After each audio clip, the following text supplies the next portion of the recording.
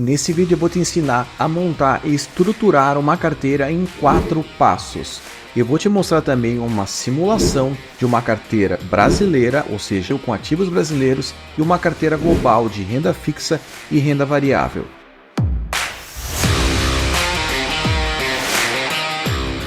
Opa, aqui é o Diego. Se você gosta desse tipo de conteúdo de investimentos, se inscreve aqui no canal, deixa o like, mas sem delonga, vamos direto para esse vídeo. Como estruturar uma carteira de investimentos? Começando pelo passo 0. Por que passo 0? Porque antes de você começar a investir, você tem que ter a sua reserva de emergência. E todo ativo financeiro possui 3 características que você deve levar em consideração, que é rentabilidade, liquidez e segurança. Tratando de reserva de emergência, você não vai olhar para a rentabilidade, você vai olhar para a segurança e liquidez. Então, sabendo disso, você tem que mensurar os seus custos fixos de 6 a 12 meses. Se você é uma pessoa mais avessa ao risco, mais conservadora e prefere mais ficar com um custo fixo de reserva de 12 meses, tudo certo. Se você acha que 6 meses é suficiente para sua reserva, por uma emergência de saúde, uma emergência financeira, 6 meses está tudo bem também. Que ativo você deve colocar para compor a sua reserva de emergência? Eu vou citar 2 deles. Ou Tesouro Selic, não adianta inventar moda. Ou CDB de bancão. Você não vai investir em COI, em fundo de investimento, porque você precisa ter liquidez, ou seja, resgatar esse dinheiro o mais rápido possível quando você precisar, e segurança. Os títulos públicos, que é o Tesouro Selic, com liquidez D+1, são os títulos mais seguros do Brasil. Porque se eventualmente o governo tiver algum problema para te pagar, ele simplesmente imprime dinheiro e te paga esse dinheiro. Ou também o CDB de um grande banco, por exemplo, Itaú, e você rendendo 100% do CDI ou mais ou menos isso. Dessa forma, você compondo a sua reserva de emergência, a gente pode ir para o passo número 1, que é você entender o seu perfil de risco. Existem investidores mais avessos ao risco, ou seja, são pessoas que não conseguem ver volatilidade, ou seja, variação no seu patrimônio. Esse investidor é chamado de investidor conservador. Existem outros investidores que são um pouco mais tolerantes ao risco, que a gente chama de moderado. Ele aceita uma certa variação na carteira de investimento, mas também não quer se expor demais para que essa variação também não tire a sua serenidade. E existem aqueles investidores que gostam de tomar mais risco, que são investidores mais agressivos. Eu quero também lembrar que isso não é e nem deve ser estático. O seu perfil de risco ele pode ir mudando à medida que você vai conhecendo os ativos financeiros. Porque quando você não sabe, de fato, você tem medo de se expor. Você chega numa praia, você coloca o pé na areia, depois você bota o pé no mar e assim você vai tomando coragem. O mesmo vale para os investimentos. Você vai colocando em ativos mais seguros, que não tem volatilidade, ou seja, não tem variação. E à medida que vai passando o tempo, você vai se familiarizando, você pode se tornar um investidor moderado e até no futuro, entendendo mais, pode se tornar um investidor agressivo. Então, quando você começa, você primeiro tem que se perguntar: qual é o meu perfil de risco? E quando a gente fala de tolerância ao risco, você tem que entender que cada ativo tem um risco específico. Eu coloquei aqui para vocês um gráfico que demonstra com mais clareza qual é o retorno esperado frente ao risco de cada ativo do mercado financeiro. Eu coloquei aqui primeiro começando pelo Tesouro Selic, que é você investir num título público atrelado à Selic. Você pode perceber no gráfico aqui que a gente tem aqui no eixo de retorno um valor, por exemplo, a Selic hoje está pagando 12%, com risco praticamente nulo. Aqui nesse eixo de risco, a gente está aqui no início, ou seja, risco praticamente zero, com um retorno esperado que é a própria Selic. À medida que você vai tolerando mais risco, você pode ir subindo essa curva e chegando em ativos que são mais arriscados. Por exemplo, os fundos imobiliários. Os fundos imobiliários, ele possui aqui no eixo de retorno um retorno esperado um pouco maior e, obviamente, que um pouco mais de risco, ou seja, um pouco mais de volatilidade. E assim por diante. As ações ela possuem um retorno esperado maior, mas também possuem mais risco. Assim como os negócios, o empreendedorismo, você toma muito mais risco com um retorno esperado maior e o risco também maior. E por fim, aqui eu coloquei as criptomoedas, que você tem um risco muito maior e um retorno esperado maior. Lembrando que quando eu falo de retorno esperado desses ativos de renda variável, fundos imobiliários, ações, criptomoedas e até mesmo você abrindo o próprio negócio, quanto maior o risco, maior o seu desvio de retorno frente à média do mercado. Você pode ter um retorno muito alto, assim como você pode ter um retorno muito baixo. Então, ainda nesse gráfico, por exemplo, a gente tem a Selic. A poupança ela estaria deslocada aqui no eixo mais para baixo, ou seja, ela teria um retorno menor com o mesmo risco ou até mais arriscado que um título público atrelado à Selic. A gente pode dizer que seria o mesmo risco, mas não faz sentido você colocar o dinheiro na poupança, sendo que o risco do título público é o mesmo que o da poupança. E a poupança estaria logo abaixo aqui da Selic, ou seja, ela estaria te dando um retorno inferior a um título público atrelado à Selic. Então não faz sentido. O mesmo vale quando você vai aqui para ações. Ações te proporcionam um retorno esperado frente a um risco. Se você investir em fundos de ações, por causa das taxas e fricções aí de giro de carteira, você tem um retorno esperado menor com o mesmo risco. Então, por isso que eu digo, não vale a pena você ficar investindo em fundos de investimento, seja de ações ou fundos de investimento de renda fixa, que estão mais ou menos aqui próximo dessa curva, porque você vai ter mais risco e esse risco não vai ser compatível com o retorno esperado. Você vai ter um pouquinho mais de retorno e vai ter um risco desproporcional. Então, esse perfil de risco, quando você define, você imediatamente tem que entender qual é a classe de ativos que você vai investir, beleza? Indo agora para o passo número 2. Quanto de renda fixa e quanto de renda variável você pode ter? Você pode ter 100% em renda fixa, 80% renda fixa 20 variável, 70-30, 60-40, 50-50, ou seja, meio a meio, 40 renda fixa, 60 renda variável ou 100% em renda variável, que eu não recomendo. Esse percentual vai variar de acordo com o seu perfil de risco. Se você é extremamente conservador e você quer ter 100% em renda fixa para começar, não tem problema, tá tudo certo. Eu simulei aqui, eu vou apresentar para vocês mais adiante, duas situações, uma 60-40, que é 60% em renda fixa e 40% renda variável, com ativos brasileiros, e depois eu simulei 40% em renda fixa e 60% em renda variável. Coloquei aqui uma observação, não se trata de quanto você ganha, mas sim de quanto você tolera ver o seu patrimônio diminuir. Tem aquela famosa frase lá do Rocky Balboa, quem não viu esse filme, né? Rocky Balboa dizia que não importa o quanto você bate, e sim o quanto você aguenta apanhar e continuar lutando. O quanto pode suportar e seguir em frente. É assim que se ganha. É exatamente assim quando você investe. Você tem que estar ciente que não se trata de o quanto você pode ganhar. Você tem que pensar em quanto você tolera perder para depois sim você colocar o seu patrimônio num ativo arriscado com um pouco mais de serenidade. Indo agora então para o passo 3, né? Desenhando a carteira. Renda fixa, quando a gente está falando em investimento, você já compôs lá sua reserva de emergência no passo 0. Então, renda fixa, você tem que colocar em ativos de longo prazo, porque você está compondo uma carteira de longo prazo. E renda fixa de longo prazo é Tesouro IPCA.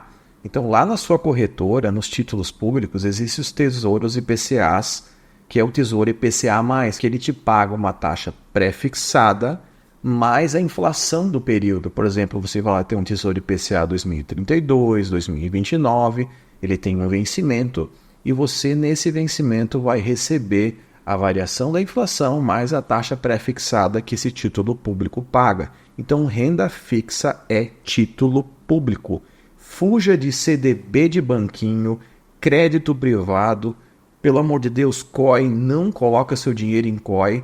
Lembrando que existem taxas nesses tipos de investimentos, CDB, crédito privado, COI, que às vezes são escondidas ou não, que são os rebates que você acaba não sabendo.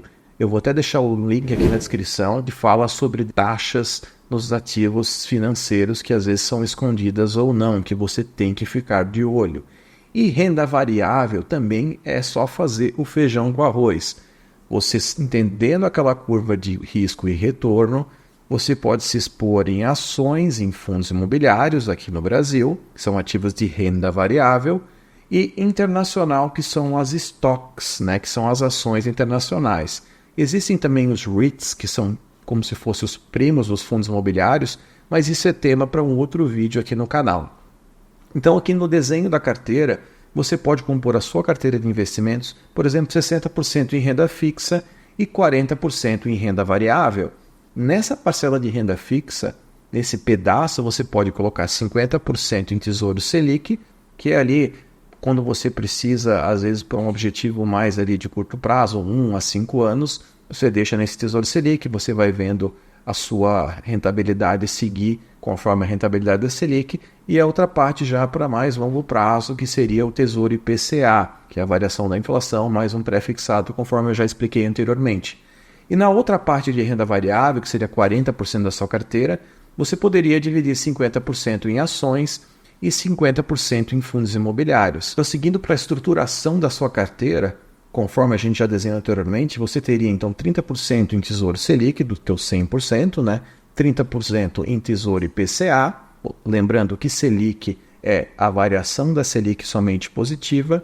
O Tesouro IPCA é o título público que tem uma parcela pré-fixada mais a variação da inflação, 20% em ações brasileiras e 20% em fundos imobiliários. Vou deixar 2 links aqui na descrição que te mostram um checklist para você selecionar ações, como por exemplo, entender o que é ação ON, PN, o que é tag along, quais cuidados que você tem que ter ao selecionar ações, assim como eu vou também deixar aqui também no link da descrição a explicação do que é um FII e como você pode investir em fundos imobiliários, beleza? Então você desenhando essa estruturação e montando dessa forma que eu dei de exemplo, você vai fazer o seguinte, você tendo 30% ali em Tesouro Selic e 30% em Tesouro IPCA, 20% de ações brasileiras e 20% de fundos imobiliários, à medida que o mercado vai variando, ou seja, se as ações caírem 50%, a tua parcela em renda variável de ações cairia de 20 para 10. Então, como você vai fazendo aportes ao longo do tempo, você sempre vai aportar para a classe que está mais para trás do seu objetivo. Se 20% era o seu objetivo em ações e foi para 10, você vai aportar nessa classe, porque assim você sempre vai ter movimento anticíclico. Você sempre vai estar alocando na classe que o mercado naquele momento está deixando mais para trás, está sendo muito desvalorizado, e você, de forma anticíclica, vai alocar nesses ativos que estão mais para trás. E quando o mercado está em alta, você vai alocar na outra classe de ativos. Por exemplo, quando as ações estiverem em alta, elas caíram de 20 para 10. Quando elas retornarem, talvez elas vão de 20 para 30 para 40, você vai somente alocar ali em renda fixa e em fundos imobiliários. Então, tendo o desenho dessa carteira e fazendo sempre alocações anticíclicas, você sempre está na contramão do mercado. E assim você consegue fazer o que se chama de Dollar Cost Average, o custo médio em dólar, que é falado lá nos Estados Unidos, e aqui no Brasil que seria o custo médio em real. Você vai comprando os ativos quando estão em baixa, para que você construa o seu patrimônio quando os ativos estão em baixa, e quando aquela classe de ativos está em alta, você vai alocar nas outras classes de ativos e assim sempre elevando o seu patrimônio. Então eu fiz aqui uma simulação que eu chamei de simulação 1, que é exatamente a parcela que eu coloquei 60% em renda fixa e 40% em renda variável. Então a gente tem aqui a parte de renda fixa. Eu coloquei aqui o azul em CDI, que seria ali os 30%, certo? Que seria você investir em um título público atrelado a Selic. Aqui em verde, eu coloquei aqui num ETF, num fundo que replica o Tesouro IPCA, que são os títulos públicos de um longo prazo, para a gente fazer essa simulação. E aqui em renda variável, eu coloquei um ETF, que é o IFIX, para replicar a média dos retornos dos fundos imobiliários. e também o Ibovespa, né, para a gente pegar a média de retorno das ações, para você enxergar ao longo do tempo como seria o resultado dessa carteira. Então aqui na simulação a gente tem aqui o IFIX, né, o Ibovespa, o IMAB11 e o CDI, alocando aqui 40% em renda variável e 60% em renda fixa.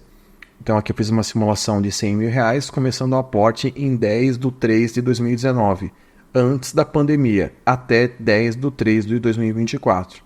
Então a gente teve nessa simulação uma rentabilidade aqui de 41% em todo esse período. Então aqui a gente tem um gráfico aqui que eu vou colocar na tela da rentabilidade dessa carteira, que seria 60% em renda fixa e 40% em renda variável. Lembrando aqui que a simulação é apenas um único aporte lá no início de R$100 mil, e ao final desse período ficou em 140 mil. Mas lembrando que a nossa estratégia que a gente está apresentando para você é uma estratégia anticíclica. Quando aqui a gente tivesse uma queda no mercado, as ações com certeza estariam bem abaixo do seu objetivo que você traçou para a renda variável. Então, nesse momento, você não iria alocar em renda fixa, você continuaria fazendo os aportes na classe de ativos em renda variável. Ou seja, atuando de forma anticíclica, o seu patrimônio seria muito maior do que esses 41%, porque você sempre estaria alocando os seus recursos ao longo do tempo na classe de ativos que estivessem mais para trás. Por exemplo, aqui as ações, quando as ações caíssem, você ia alocar nas ações. Quando elas subissem, você começaria a alocar na renda fixa novamente. Então, dessa forma, você tem uma rentabilidade muito bacana. Também nessa simulação, nessa carteira de investimento 60% renda fixa e 40% renda variável, a gente simulou o quanto seria o drawdown, o quanto que seria a maior queda do seu patrimônio durante esse período que foi simulado. Lembra daquela frase? O quanto você aguenta cair para buscar um retorno maior no longo prazo? Então aqui a gente pode ver que a nossa carteira, que a simulação, ela caiu 20% durante esse período de drawdown, durante a crise, que foi a crise do Covid. Então nesse período a nossa carteira caiu 20%. Se você tivesse alocado 100% em renda fixa, não iria cair nada. Se você tivesse investido 100% em ações, você teria uma carteira que cairia 44%. Se investisse só em fundos imobiliários, cairia 32%. Mas como você fez um mix compondo renda fixa e renda variável, a sua carteira caiu somente aproximadamente 20%. Lembrando que mesmo com essa queda, num único aporte lá no início, ao final você teve 40% de rentabilidade. E lembrando que nesses momentos de queda, se você aportar na classe que está mais para trás, que seria uma alocação estrutural, como eu estou explicando, você teria uma rentabilidade ainda maior. Agora um outro exemplo aqui de uma carteira global, né? Considerando que a sua reserva de emergência estaria ok, a renda fixa e renda variável, ao invés de a gente fazer 60% em renda fixa e 40% em renda variável, agora a gente inverteu. A gente colocou um pouco mais de risco na carteira, colocando 60% em renda variável e levando essa carteira mais no âmbito global, se expondo em ativos internacionais também. Então aqui eu coloquei 10% em Tesouro Selic, 30% em Tesouro IPCA, 20% em ações brasileiras, 20% em fundos imobiliários e 20% em ações, que seriam as estoques lá nos Estados Unidos. Então, para fazer essa simulação, ficaria basicamente a carteira composta aqui pelo IFIX.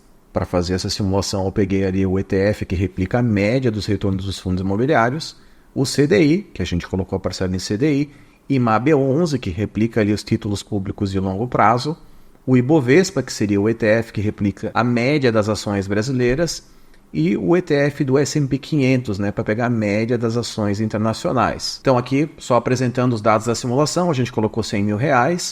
Esses R$100 mil nessas classes de ativos ali de renda fixa e renda variável, inclusive em ações globais. E começando ali na data do dia 10/3/2019 para dia 10/3/2024. Então o resultado dessa simulação ficaria num único aporte lá no início de uma rentabilidade total de 60%. Então aqui a gente tem a nossa carteira, né, aqui representada pelo o destaque em verde. Então a gente tem um retorno maior do que se a gente só tivesse nesse período ações brasileiras e fundos imobiliários. Então numa carteira diversificada a nível global, a sua rentabilidade aumentou de 40% para 60%. Então nunca se esqueça, quanto mais diversificada você está, você pode aproveitar o que tem de melhor em todos os mercados, seja mercado doméstico, mercado brasileiro ou internacional. Lembrando que você pode ter uma rentabilidade superior se você está construindo patrimônio, fazendo aquelas alocações anticíclicas. Você aporta mais nas classes de ações que estão mais para trás e quando as ações sobem, você aloca mais em renda fixa e nas outras classes que estão mais para trás, sempre fazendo alocação na contramão do mercado. Então, com essa carteira diversificada a nível global, o quanto você aguentaria seu patrimônio cair? Nessa simulação, seu patrimônio, no pior caso, cairia 22%. Você agregou um pouco mais de possibilidade de retorno, mas também mais risco. Então, antes você caiu 20%, agora você caiu 10% a mais em relação a 20%. Então, você caiu 22% frente ao patrimônio que você tinha nesse momento de crise. Mas, ao final do período, com a bolsa se recuperando, os ativos se recuperando, você conseguiu atingir 60% ao final do período. Então, o que você conclui com isso? Primeiramente, você tem que ter a sua reserva de emergência, saber que reserva de emergência você tem que priorizar liquidez e segurança e esquecer rentabilidade. Quando você tem a sua reserva de emergência, você entende o quanto de risco você tolera, entende o seu perfil de risco, depois você desenha a sua carteira em cima do seu perfil de risco, conhecendo aquela curva de quanto mais arriscado, mais retorno você tem. Então, sabendo disso, você vai colocar na sua carteira os ativos que condizem com o seu perfil de risco. À medida que passa o tempo, você entende mais o mercado, o seu perfil de risco pode mudar. Pode começar com 100% em renda fixa, depois 90% e 10% em renda variável e assim por diante. Então, o segredo de sucesso na Bolsa de Valores é você entender o quanto você tolera perder no curto prazo para ter um retorno maior. Não adianta você se afobar, colocar o seu patrimônio em algo que você não conhece, em algo que tenha variação, porque no pior momento você vai vender os seus ativos e vai sair da Bolsa de Valores e vai dizer que aquilo ali é cassino. Espero que vocês tenham aprendido a mensagem que eu quis passar nesse vídeo. Não perca os próximos vídeos divulgados aqui no canal. Um forte abraço e até o próximo vídeo. Tchau!